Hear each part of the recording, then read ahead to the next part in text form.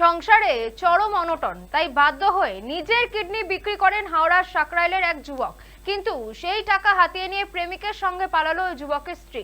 চাঞ্চল্যকর এমন ঘটনাটি ঘটেছে হাওড়ার সাকরাইল ব্লকের ধুলা গড়িহাটতলা এলাকায়। বছর 39-এর পিন্টু বেজ নামের ওই ব্যক্তি তার স্ত্রীর বিরুদ্ধে অভিযোগ জানিয়ে মামলা দায়ের করেছেন কলকাতা হাইকোর্টে। অভিযোগ, ভবিষ্যতে নিজেদের নাবালিকা কন্যার বিয়ের জন্য এখন থেকে সোনার গয়না বানিয়ে রাখা প্রয়োজন। লাগাতার এই ধরনের কথা বলে স্বামীকে তার একটি কিডনি বিক্রি করতে বাধ্য করেন তার স্ত্রী সুপর্ণা বেজ। এরপরই 10 লাখ টাকা ও সোনার গয়না নিয়ে প্রেমিকের সঙ্গে পালিয়ে যান তার স্ত্রী, এমনটাই অভিযোগ করেছেন ওই যুবক। সূত্রের খবর, পিন্টু বেজ প্রথমে তার স্ত্রীর নিখোঁজ হওয়ার ডায়েরি করেন থানায়। এরপর স্ত্রীকে খুঁজে পেতে হাইকোর্টে হেভিয়াস কর্পাস মামলা করেন। এক্ষেত্রে মামলাকারী স্ত্রীকে খুঁজে এনে আদালতে হাজির করানোর দায়িত্ব পুলিশের।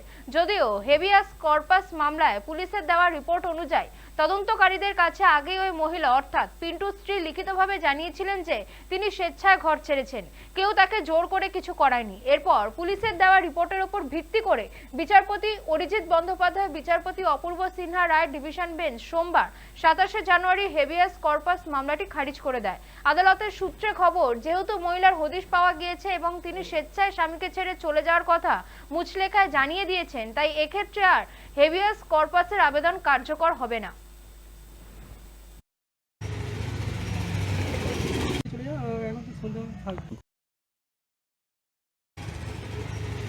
বাবা মা বলছে, যদি বাবা মা তো গিয়েছিল আনতে, যদি আসতো নিয়ে চলে আসতো, কেন আমার পজিশন দেখে না।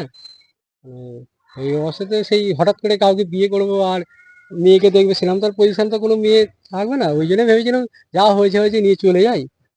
তা পরিস্থিতি দেখলাম অন্য, ওই জন্য খালি হাতেই ফিরতে হলো। টাকা পয়সা পাবো কি পাবো না, সে কোর্টের মাধ্যমে উকিল কি করে, কিরাম মামলা দেয়, কিরাম ভাবে আদায় করতে পারে, সেটা দেখবে। এছাড়া তো আমরা তো জোর জবরদস্তি করে ওখানে ক্যাশ নিয়ে গেছে, একটু প্রমাণ নেই, কিছু ক্যাশ নিয়ে গেছে, আমি একমাত্র জানি। এবারে ডোনেট করলে তো কিছু টাকা পাওয়া যায়, তো সে 1 বছর 2 বছর হয়নি যে খরচা করে ফেলেছি, সদ্য 1.5 মাস হয়েছে, টাকা তো ঘরেই থাকবে। সেই অবশ্যই 1.5 বছর সঙ্গে সম্পর্ক বলছে তো, আমাদের 1.5 বছরের সম্পর্ক, 1.5 বছর সম্পর্ক নিশ্চয়ই ওদের। আমাকে যখন আমার কিডনি ডোনেটের যখন 1 বছর 2 বছর 1 বছর হয়ে যায়, তখন আমার বউ নিজেই বলছে যে কবে হবে গো, কবে হবে গো, এত দেরি হচ্ছে কেন। আমি বলেছিলাম যে দেরি হচ্ছে কি হয়েছে, অ্যাডভান্স তো দিয়েছিল কিছু, 50-60 হাজার টাকা দিয়েছিল, ওটা থাক না, দেবো না ফেরত। হ্যাঁ, না হলে তো আমারই ভালো, দেবো না। হ্যাঁ, বলছে না না হলে হয়, একটা আশা করে দেওয়া হবে, জিজ্ঞেস করা হবে, এ হবে। আপনার বউ তাহলে আপনাকে খুব জোর করছিল আর কি, হুম, কিডনি দেওয়ার জন্য। হ্যাঁ, ওই মানে ওরা দুজনের প্ল্যান ছিল যে তাড়াতাড়ি হয়ে গেলে ভালো, যে আমাদের রাস্তাটা ক্লিয়ার হয়ে যাবে। আচ্ছা, সেটাই সাকসেস হলো। হ্যাঁ, সেটাই সাকসেস হলো। সেটা আমি বুঝতে পারলাম না, মানে অন্ধবিশ্বাস করে সেটাই আমি ভুল করলাম। হ্যাঁ, আমার তো ধুলাগড় অঞ্চলের মধ্যেই পড়ে, যেটা ব্যানার্জি পোল আছে পাশেই বাড়ি। যেটা আমি শুনলাম পিন্টু বেজ, ওনার স্ত্রী সুপর্ণা বেজ, দীর্ঘদিন ওনারা ঘর সংসার করেছেন বা ভালোভাবেই ওনারা থাকেন, ওনাদের কোনো কমপ্লেনও নেই, কোনোদিন শুনিও। ইদারিং করে শুনলাম আজকে যেটা হচ্ছে যে পিন্টু বেজের একটা কিডনি অপারেশন করা হয়েছে, একটা কিডনি বিক্রি করা হয়েছে। যা কিডনি বহুত লোক বিক্রি করে, অভাবের তাড়নায়, সংসারে তাড়নায় এগুলো করতেই পারে, সেটা সে ভালো বুঝেছে, তাই নিজে থেকে করেছে। হ্যাঁ, স্ত্রী তো দেখুন, স্বামী স্ত্রীর ব্যাপার, স্বামী স্ত্রী যদি না বোঝাপড়া থাকে, তাহলে তো এত বড় একটা সিদ্ধান্ত কেউ নিতে পারে না।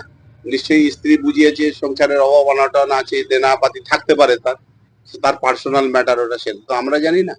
সেই জায়গা স্ত্রীর সঙ্গে পরামর্শ করে নিশ্চয়ই এই কাজটা করেছে, কিডনিটা সে বিক্রি করেছে 10 লক্ষ টাকায়। তো সেটা নিয়ে তো শুনছি সে পালিয়ে গেছে অন্য পরপুরুষের সঙ্গে। এটা তো তার সমাজের পক্ষে তো ক্ষতিকারক, অবশ্যই ক্ষতিকারক। আগামী জেনারেশন যারা আছে, যদি এই ধরনের একটা স্বামী স্ত্রীর যে মধুর সম্পর্ক, সেই সম্পর্কের মধ্যে যদি এই ধরনের স্বামীর সঙ্গে একটা ডুপ্লিসিটি করে, সেটা তো বিশ্বাসঘাতকের মতো কাজ হলো। তাহলে তো এটা সমাজের কাছে খুব খারাপ ব্যাপার।